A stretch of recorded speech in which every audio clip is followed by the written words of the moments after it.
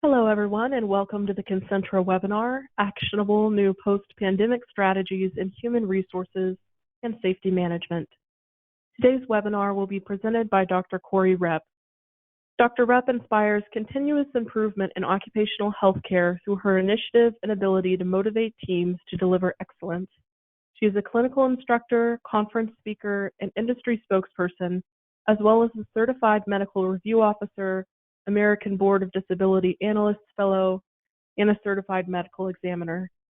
At the conclusion of the presentation, we will have a 10 to 15-minute Q&A session with Dr. Repp. You can submit your questions throughout the presentation to be answered during the Q&A. Dr. Repp will answer as many questions as possible within the time allowed. A recording of the webinar and a copy of the slides will be emailed to you after the presentation, so you can view it again at your convenience. Dr. Repp, we're ready to begin. Thank you so much, Anna. Welcome and good afternoon. I'm Dr. Repp. Thank you very much for joining us today. I hope the next 30 minutes or so will help you develop your human resources and safety strategies in the post-pandemic period and truly be inspired by the lessons of our shared pandemic experience. Many positive new directions are coming out of this experience, and we will see when we look at a few of the leading trends and forecasts where those directions are going. Our goal today is to learn 5 actionable strategies for workplace health and safety in the post-pandemic period, and to see how occupational health can help support you in achieving positive results. Let's take a look at our agenda. So on the next slide on our agenda, we're going to begin with a high-level look at the kinds of workplace changes the pandemic has affected. Then we will look at new health and safety challenges. With that foundation firmly in place, we will then explore 5 action-oriented strategies to deal with those challenges. All 5 strategies are evidence-based and offer very tangible ways occupational health experts can come alongside you to help ensure you meet your goals in the post-pandemic period. And then finally, to end it, we'll wrap up with a Q&A session, and I'll answer as many of your questions as time allows us. So the post-pandemic period, this is going to be an exciting new normal. It's not going to be a return to our old ways, according to leading global business consultants. In the next few minutes, we'll take a high-level look at post-pandemic trends envisioned by 4 business and/or human resource consultants. The following are McKinsey & Company, Gartner, PwC, and Deloitte. And among the areas where these consultants envision very positive post-pandemic changes are in how executives and managers relate to their teams, more trust and less siloed, new business agility and responsiveness, especially among customer-facing teams, employees becoming more valued for their skills, apart from any limitations their job role may have imposed in the past, and new harmony between employees and technology. During the pandemic, the new, larger remote workforce really demonstrated how well employees and technology can complement each other. For example, Zoom, something that was new to many of us through the pandemic. On the slide 4, one report from McKinsey & Company says that with everything disrupted, going back to the same old thing, that's a losing strategy. The strongest companies are reinventing themselves by embracing pandemic-driven change. So among the positive changes that McKinsey & Company sees from the pandemic are more agile operating models. During the pandemic, businesses didn't have the luxury of weeks or months to make decisions and cut through layers. They had to be very agile. Organizational behaviors and practices that are driven by purpose. For many organizations, that purpose was survival.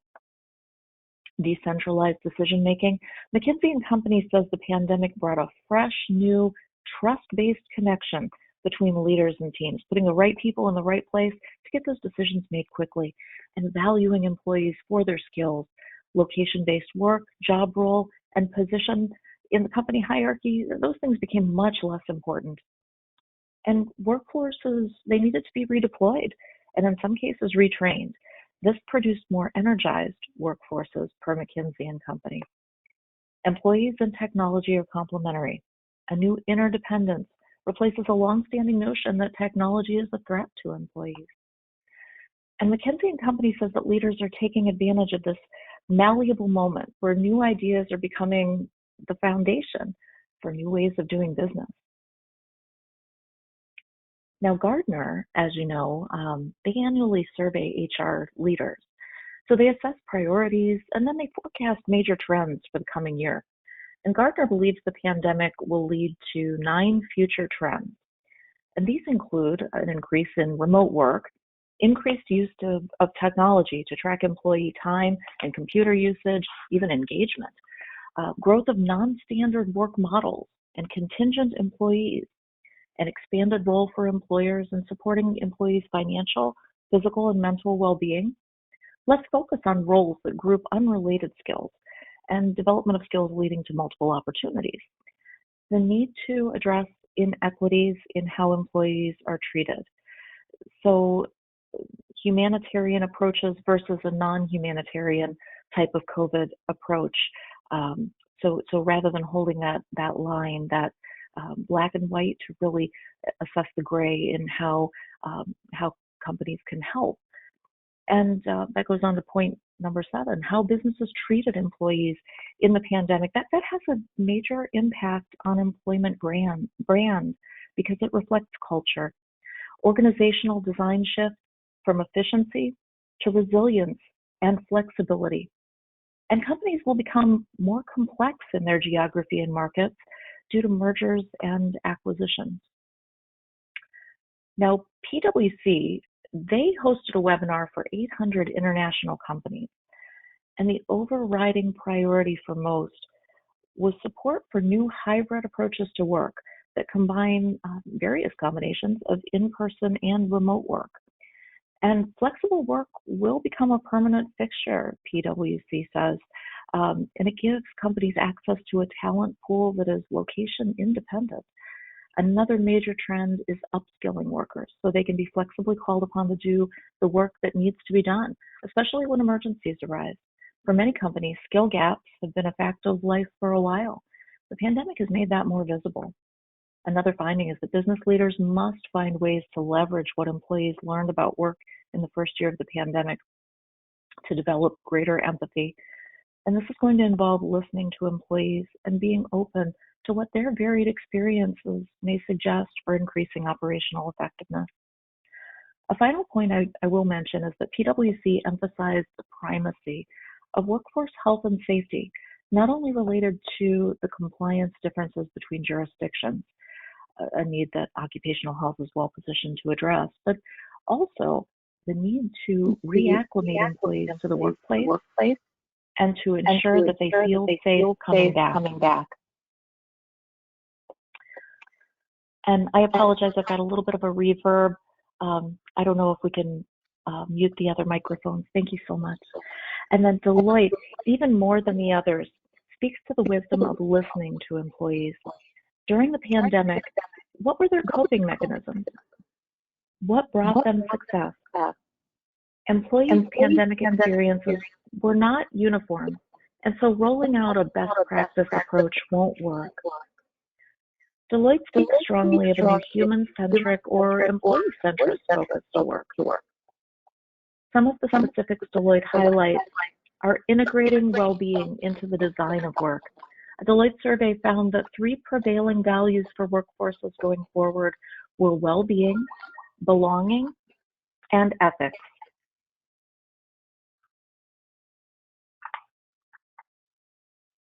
Give me just a moment.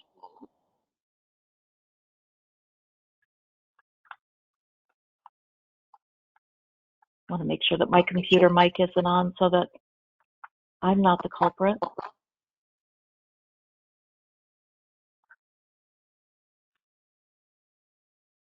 All right.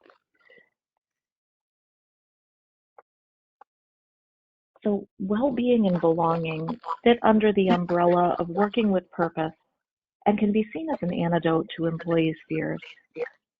Rather than prioritizing the work itself, Deloitte's report recommends prioritizing the individual at work and then designing well-being measures into work. This, Deloitte says, enhances employees' sense of contribution and will enhance performance. Also, we want to adapt leadership styles to the employee desire for more autonomy and a desire to contribute. Next is organizational agility. Deloitte recommends planning for perpetual disruption by focusing on multiple futures. Finally, and this may be the most interesting point to many of you, shifting human resources from a role of predominantly enforcing the company policy to re-architecturing work across the enterprise. Deloitte says amidst a devastating health crisis, many workers have seen a glimpse of something more. They've been propelled into cross-functional task teams and tiger teams to solve challenging problems to keep their organizations afloat. They've been empowered to make rapid decisions and react with authority to changes in the market and service delivery models. They've moved to working from home, sharing important moments with their families, eating meals together, and witnessing the day-to-day activities of those they love most. And organizations have shifted their attention to better understanding and nurturing employee well-being. So Deloitte's report on the 4 future models of work notes, the future of work is really about people deciding how they want to live and work in the way they want. So the consultants' reports, they're very interesting, and I'd encourage you to at least skim them. We'll provide the links at the end of this presentation for you to take a look, but there are many important findings from my read of them. But I would offer your consideration of 4 very high-level trends. Occupational health and safety are paramount, as PwC concluded. The pandemic instilled fear into employees and the general public. As employees come back into the workplace, it is necessary to overcome those fears and new forms of presenteeism that we'll talk about later. There's a greater human-centric focus. The pandemic brought a humanizing force to work as managers expressed concern for employees and their families. The shift to survival mode added meaning to work for businesses and employees were re-energized by getting to use their skills and working more autonomously, going where there was a need, independent many times of their job, role, and location. Newly agile organizations, to retain their agility, will begin to prepare for perpetual disruption and individualize approaches for teams and employees, moving away from a more mechanistic set of best practices across the enterprise. An expanded role for the employer as a safety net for employees' physical, mental, and emotional health, as suggested by Gardner. The COVID-19 pandemic experience gives business organizations the opportunity to embrace a larger, more holistic definition of occupational health and safety, in which work and well-being are joined to create agile, productive, and energized workforces ready to take on the next challenge.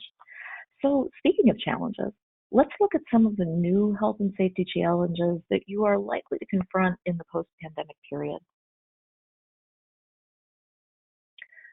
So, moving to slide 10, the Center for Disease Control and Prevention, or the CDC, does not yet know whether individuals who have recovered from COVID-19 can be infected again. But here's something we do know, and it's been confirmed by the CDC, that is, COVID-19 symptoms, either the same or different symptoms experienced in the acute form of the illness, can sometimes persist for weeks to months. They initially called this long COVID. The more clinical name is post-acute sequela of COVID-19, or PASC. That's now being used as well. Long COVID symptoms, they can include one or more of the following, things like shortness of breath or cough, pain in the chest, joints, and muscles, a brain fog or general confusion, fatigue, intermittent fever, and rapid heart palpitations. And studies are underway right now to learn more about these symptoms, but in the meantime, they can have a serious impact on work productivity and employer costs. Another employee health concern is presenteeism. As you know, that's when employees come to work even though they are ill and they probably should stay at home. There are both clinical and economic aspects. Clinical aspects of employees with long COVID symptoms coming back to work prematurely, and economic aspects due to the financial struggles many companies share as a result of COVID closures and business impacts. Long hours, extra shifts, excessive workload, taking more risks. These all may come into play because the employee feels the pressure of job demands or is highly committed and personally engaged in work.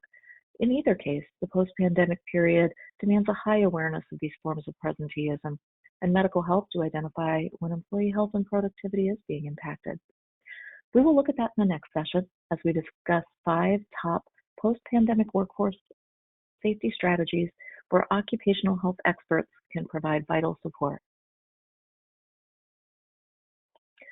So looking at slide 11, we're going to look at 5 possible strategies you could adopt to implement the research findings we have been discussing about pandemic-driven changes at work. And with each strategy, I'll also highlight how occupational health experts can support you. These 5 strategies aren't the only ones possible, of course. You may have others in mind. I would venture that any workplace strategy can benefit from occupational health support. So if you have a strategy in mind and it's something you don't see it here, don't bypass occupational health expertise. Concentra has been a leader in the occupational health space for more than 40 years. We're proficient in designing solutions for employers across all industries and helping them navigate complex challenges, new emerging challenges in employee health and safety. So as we saw, the emerging human-centric or employee-centric focus dealt with listening with empathy, addressing their fears and dealing with forms of presenteeism, answering their questions, helping them feel empowered. A very impactful way occupational health can support this strategy is through the establishment of an on-site clinic and a company vaccination program. Remember, consultants, specifically Gardner, said that how employers showed concern for employees and their families during the pandemic was so important and may even rise to the level of becoming an employment brand, that genuine concern for the employees. There's no better way than establishing an on-site clinic or other occupational healthcare presence to convey employer concern for employee health. Establishing work-site-based occupational health care is not as daunting as it used to be. At Concentra, for example, we have a wide range of on-site models that provide enormous benefit to the workforces they serve. With only modest investments and minimal staffing, it can be as little as a single occupational nurse or even an athletic trainer. The point is, on-site care has evolved, and the pandemic has shown a bright light on the wisdom of having workplace medical expertise. Concentra clinicians are all trained in techniques to put employees at ease and understand their underlying fears or concerns. This involves listening with empathy and providing health education through the use of objective, evidence-based research. An on-site clinic or any level of on-site medical expertise is a valuable resource in the post-pandemic period. Regarding COVID vaccination programs, they admittedly are experiencing some birthing pains as employers struggle to acquire doses and wrestle with complex vaccine storage and handling questions. We can expect that the future will be easier as more vaccines come to market, dose access improves, and employers grow more accustomed to acquisition and handling procedures. Policymakers have talked about the possibility of COVID-19 booster shots being necessary, and we don't know yet if that's going to be true. Regardless, you can count on occupational health expertise to support all your travel health and vaccination needs for your employees. Occupational health experts also provide counsel on the timing and the administration of the various vaccines and the COVID vaccines so that employee health is not jeopardized. Now, the Society for Human Resource Management, I know that's a source that's probably very familiar to many of you, reported on a survey of 283 large employers representing 4.4 million employees. The survey found that employers expect to have significantly more remote employees in the future compared to 2019, but still need to take fundamental actions to adapt, such as developing policies and training. Employers have seen the benefits of a larger remote workforce and hybrid work models in a more energized workforce. It also helps prepare for future emergencies by giving managers and employees experience in alternate work models. Now, telehealth visits grew substantially during the pandemic. The CDC, Center for Disease Control, reports that telehealth visits increased by 50% in the first quarter of 2020 compared to the same period in 2019. But by week 13, it was a 154% increase. This boost was not only due to increased interest and comfort in telehealth, but also because of regulatory waivers that helped increase the telehealth adoption. Now that we see that it can work and how well it works, the mainstreaming of telehealth across all businesses is well positioned to support new flexible work models. Telehealth options at Concentra include Concentra Telemed for injury care and many minor health and safety needs, as well as Concentra Telerehab for physical therapy and all kinds of musculoskeletal injury and recovery. Because these visits can take place at the work site or any location where employees work with internet connections, companies save productive time. This flexibility may also promote employees' earlier reporting of injury or illness. Concentra's model of injury care is one of early intervention.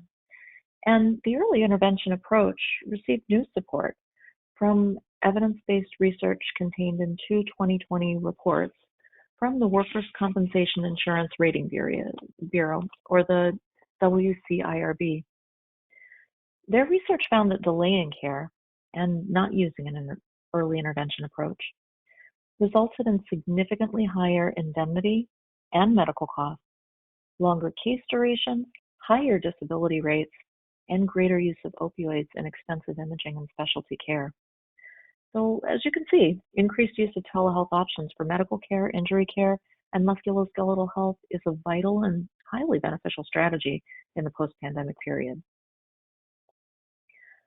So, we've seen the consultants report that workforces were energized when they were redeployed or provided new training to enable them to contribute to emergency business needs during the pandemic, even serving needs outside their assigned job role. This may be energizing to the psyche, but risk injury to the body unless managers and supervisors have a clear idea of an employee's physical capability. Functional testing at the pre-employment phase, upon return to work after an absence, or any time you find it useful, provides insight into physical capability through a well-designed assessment format. This format brings together relative objective measures of specific job tasks. There's no need to guess if an employee can handle a job task you need to be done. Objective science tells you. Functional testing is provided by occupational health experts because they understand your business, your industry, and the work that needs to get done. No other medical expert has that precise knowledge and proximity to the work you do day in and day out. Not only does functional testing help prevent injury, but also now in the post-pandemic period, it can help your business be better prepared in emergency redeployments of your workforce. Now, the Deloitte report I mentioned earlier tells business leaders they should invest in understanding their workers' varied and complex needs, now and projecting beyond COVID-19.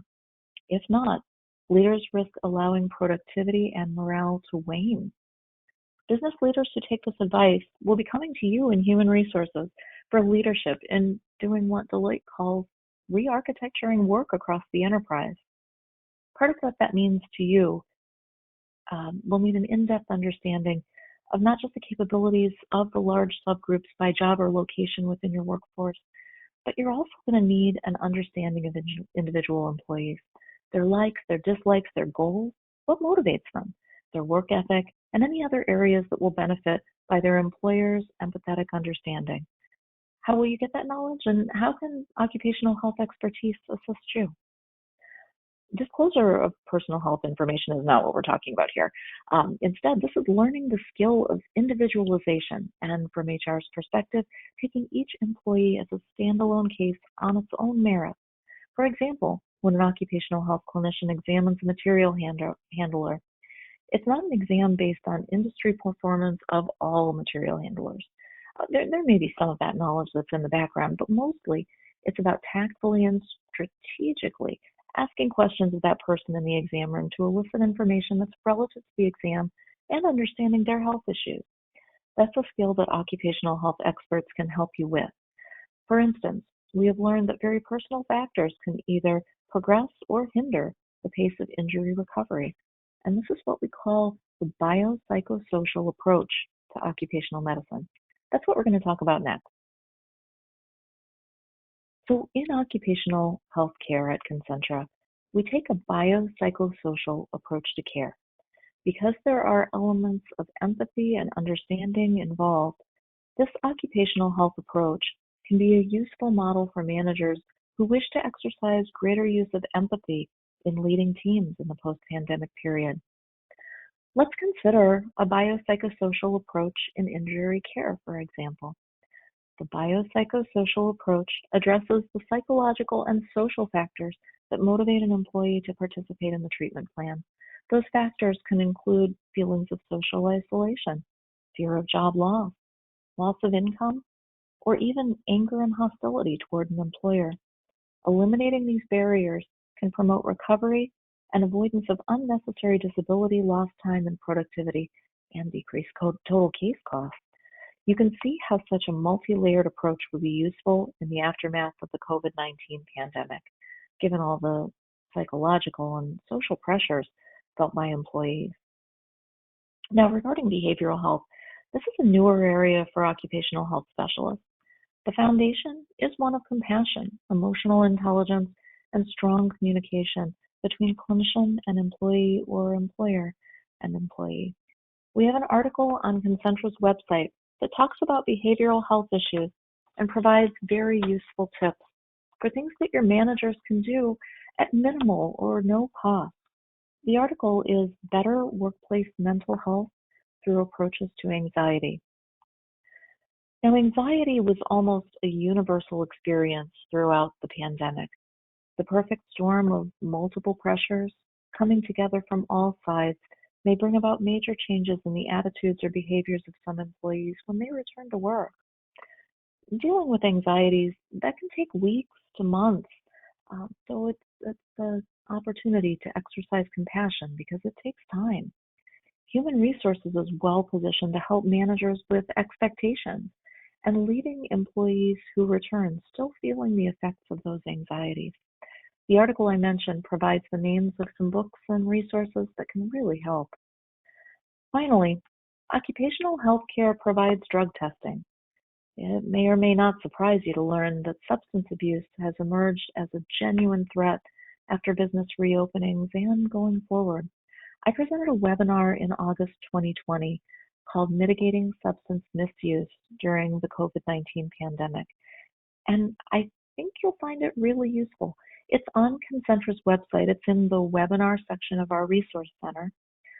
3 tips for occupational health support with substance testing are, first, to reach out and talk to us about a customized program.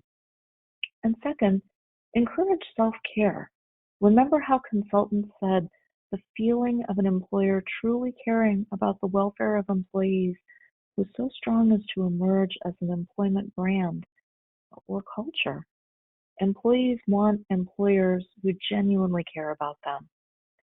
And third, reinvigorate or start an employee assistance program or EAP so that those individuals who need to reach out have that resource.